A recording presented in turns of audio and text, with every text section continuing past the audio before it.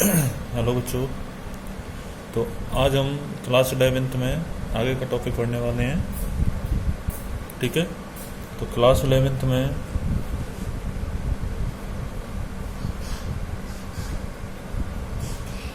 तो लास्ट जो टॉपिक हमने पढ़ा था बेटा, वो पढ़ा था हमने फिजिकल वर्ल्ड के बारे में। ठीक है, फिजिकल वर्ल्ड का मतलब क्या है? भौतिक जगत।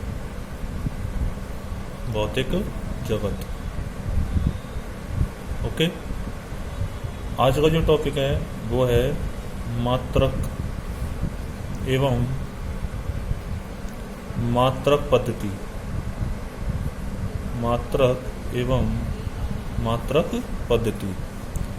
तो मात्रक को हम बोलते हैं बेटा यूनिट एंड यूनिट सिस्टम। तो इस तरीके से हम इस टॉपिक के बारे में डिस्कस करेंगे, जो कि बहुत ही इंपॉर्टेंट टॉपिक है। ओके बेटा, तो देखिए, तो फिजिक्स में मेनली आपकी 3 टाइप्स होते हैं मात्रक पद्धतियों के। तो मात्रक पद्धतियों में जो पहला टाइप होता है वो होता है आपका एफपीएस। कौन सा होता है? एफपीएस। एफपीएस का फुल फॉर्म है foot pound second. Okay, foot pound second, ये एफपीएस है। सेकेंड होता है आपका सीजीएस। सीजीएस का मतलब होता है सेंटीमीटर ग्राम सेकेंड। ये आपकी सेकेंड टाइप की यूनिट सिस्टम होती है, जिसमें सेंटीमीटर ग्राम सेकेंड। तीसरी होती है आपकी एमकेएस।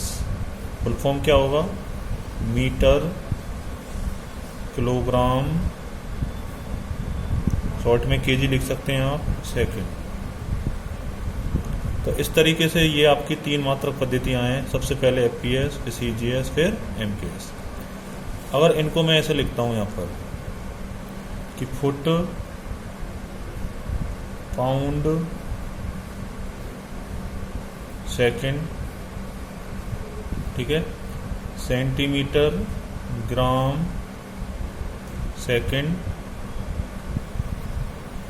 मीटर किलोग्राम सेकेंड, इसको मैं ऐसे लिख सकता हूं। तो ये एफपीएस हो गया, ये सीजीएस हो गया, और ये क्या बन गया? एमकेएस। ठीक है, तो ऐसे मैंने इसको डिवीजन कर दिया यहां पर। अब इसमें क्या है कि ये वाली जो आपकी यूनिट है फुट सेंटीमीटर मीटर, ये किसको रिप्रेजेंट करेगी? लंबाई को। किसको रिप्रेजेंट करेगी? लंबाई। लंबाई का मतलब क्या हो गया बेटा? लेंथ हो गया। ओके, ये वाली जो यूनिट है पाउंड ग्राम किलोग्राम, ये किसको व्यक्त करेगी? द्रव्यमान को। ठीक है ना, द्रव्यमान का मतलब क्या हो गया? मास हो गया। ये ऐसे व्यक्त करेगी। और ये सेकंड किसको व्यक्त करेगी? यहाँ पर बेटा समय को व्यक्त करेगी। तो समय का मतलब क्या हो गया बेटा? टाइम हो गया। तो इस तरीके से हम 3 मात्रक पद्धतियों का यूज करके जो भी आपकी भौतिक राशियां होती हैं, ठीक है, उनका मात्रक ज्ञात कर सकते हैं, उनकी यूनिट ज्ञात कर सकते हैं। ठीक है बेटा, तो अगर हम लंबाई को मेजरमेंट करना है तो फुट सेंटीमीटर मीटर में से यूज करेंगे अकॉर्डिंग टू उसका यूनिट सिस्टम। आजकल जो ट्रेंड में है, जो हम बुक्स में पढ़ते हैं, वो इसके बारे में पढ़ते हैं, एमकेएस के बारे में, कि लेंथ का मात्रक क्या होगा? मीटर। द्रव्यमान का यानी कि मास का क्या होगा? किलोग्राम। और समय का क्या होगा? सेकंड होगा। ठीक है, इस तरीके से सीजीएस में लेंथ का सेंटीमीटर, द्रव्यमान का ग्राम, समय का सेकंड। अब ये तो बात हो गई इन 3 पद्धतियों की। अब एमकेएस जो आपकी पद्धति थी, इसका जो विस्तारित रूप होता है, विस्तारित रूप यानी कि एक्सटेंड फॉर्म, वो कौन सी होती है आपकी? एसआई पद्धति। आपने पढ़ा होगा 9th 10th क्लास में तब कि भाई भौतिक राशि दी हुई है, उनका एसआई यूनिट, जैसे विद्युत धारा का एसआई मात्रक क्या होता है? एम्पियर होता है। कार्य का एसआई मात्रक क्या होता है?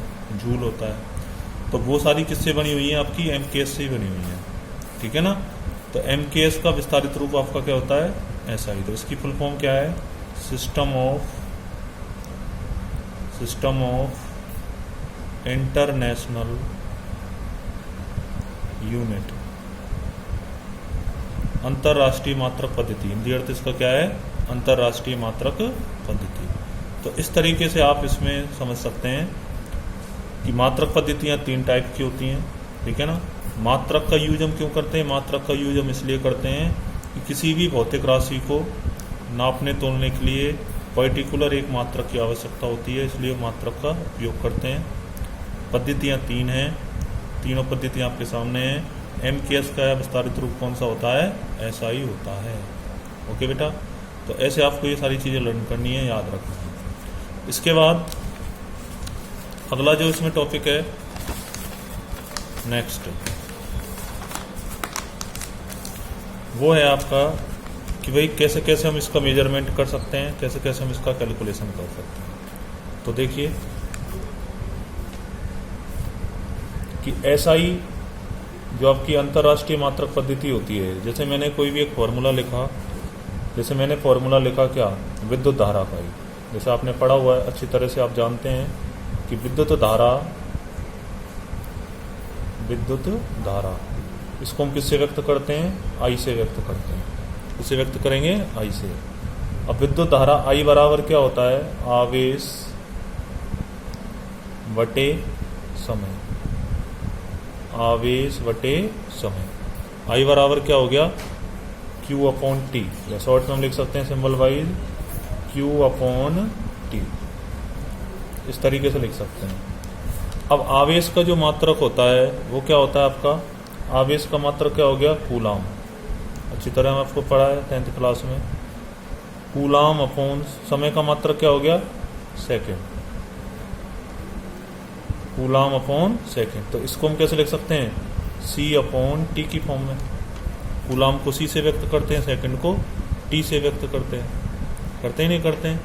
तो I बराबर Q अपॉन T से, ये सेकेंड हो गया, सॉरी सेकेंड, ऐसे कूलाम अपॉन सेकेंड, या कूलाम इंटू सेकेंड इनवर्स। तो ये किसका मात्रक हो गया? I का हो गया। अब इन दोनों का जो कॉम्बिनेशन होता है, जो रेशो होता है, इसको हम क्या बोलते हैं?